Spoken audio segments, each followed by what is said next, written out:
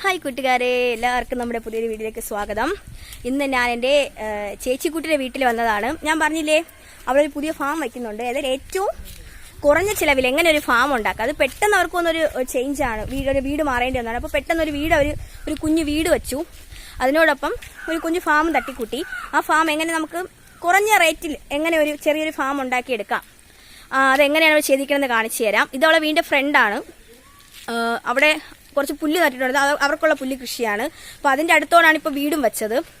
ഈ കാണുന്നത് അവരെ കൃഷിയാണ്. അവിടെ അവർ കുറച്ച് പുല്ല് നട്ടിട്ടുണ്ട്. അതാണ് അവിടെ കാണുന്നത്. അവരുടെ വീട് ഇതാണ്. അവർ വെച്ച വീട് ചെറുതായിട്ട് പാല് കാച്ചി കയറിയായിരുന്നു. പിന്നെ ബാക്കിലാണ് ഫാം. ഇനി ഫാം കാണാം. അപ്പോൾ ഇതാണ് ഫാം.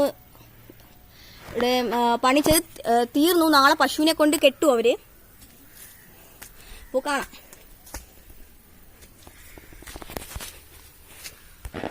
അപ്പോൾ ഇതാണ് ഫാം. ഇവിടെ പുറത്തൂടെ ഫുഡ് കൊടുക്കാനുള്ള പുല്ലിടാനുള്ള ഒരു രീതിയാണ് ചെയ്തേക്കണേ. പുറത്തൂടെ പുല്ലിട രണ്ട് സൈഡും അങ്ങനെ ചെയ്തിട്ടുണ്ട്.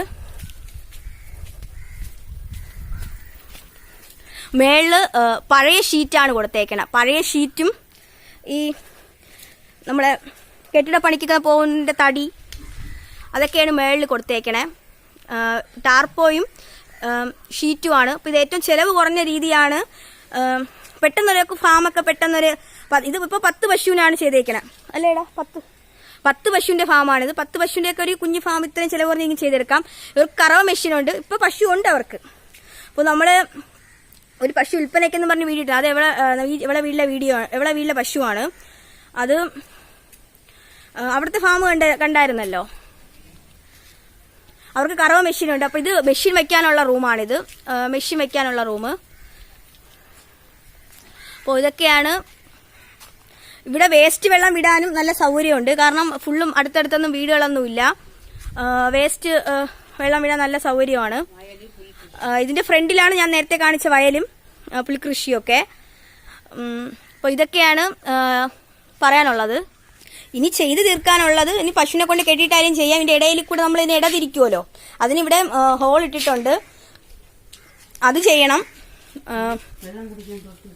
ഇനി വെള്ളം കുടിക്കാൻ മറ്റേ സിങ്ക് പോലെ കെട്ടണം. അത് കെട്ടിയില്ലെങ്കിലും വെള്ളം അല്ലാതെ തന്നെ കൊണ്ടുവച്ചു കൊടുക്കാം. ഇപ്പൊ അത് അത്യാവശ്യം ഒരു ഘടകമല്ല.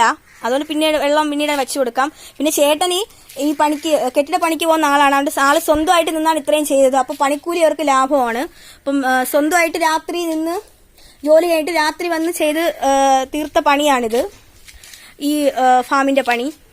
അപ്പോൾ ഇത് ഫാം, ഇത് അവളെ വീട്. അങ്ങനെ കുറച്ച് മേളോട്ടാണ് ഫാം ഇരിക്കണേ. ഇവിടുന്ന് വേസ്റ്റ് വെള്ളം വിടുന്ന ഇവിടുന്ന് തന്നെ നമ്മൾ പൈപ്പിട്ട് ഫ്രണ്ടിലാണല്ലോ ഇവിടെ പുൽകൃഷി, അങ്ങോട്ട് തന്നെയാണ് വേസ്റ്റ് വെള്ളം വിടുന്നത്. അപ്പോൾ ഇതൊക്കെയാണ് ഇന്നത്തെ വീഡിയോ. ഇത് ചിലവ് കുറഞ്ഞ രീതിയിൽ ഇങ്ങനെയൊക്കെ നമുക്കൊരു ഫാം ചെയ്തെടുക്കാം പെട്ടെന്ന്. പണിയും കൂടെ അറിയാന്നുള്ള ആളാണെങ്കിൽ പിന്നെ സെറ്റ്. ഇവിടെ എൻ്റെ ചേട്ടന് പണി അറിയാം. ചേട്ടൻ നിന്ന് തന്നെയാണ് രാത്രി നിന്ന് പണി മൊത്തം ചെയ്തിട്ടത്. അപ്പോൾ നാളെ ഇവിടെ നമ്മൾ പശുവിനെയൊക്കെ കൊണ്ട് കെട്ടിയിട്ട് ഒന്നും കൂടെയൊക്കെ കാണിക്കാം. ഈ വീഡിയോ കൊണ്ട് കെട്ടിയിട്ട് ഒരു വീഡിയോ കാണിക്കാം എങ്ങനെയൊക്കെയാണെന്ന്. അപ്പോൾ പുതിയൊരു വീഡിയോ നമ്മൾ വീണ്ടും വരാം. നമ്മളെ ചാനൽ ആദ്യമായിട്ട് കാണുന്നത് സബ്സ്ക്രൈബ് ചെയ്യണം, ലൈക്ക് ചെയ്യണം, ഷെയർ ചെയ്യണം. അപ്പോൾ വീണ്ടും നിങ്ങളുടെ സപ്പോർട്ട് പ്രതീക്ഷിച്ചുകൊണ്ട് വീണ്ടും പുതിയ പുതിയ വീഡിയോ ഇടുന്നതായിരിക്കും. അപ്പോൾ നാളെ വീഡിയോ വീണ്ടും വരാം. ബൈ.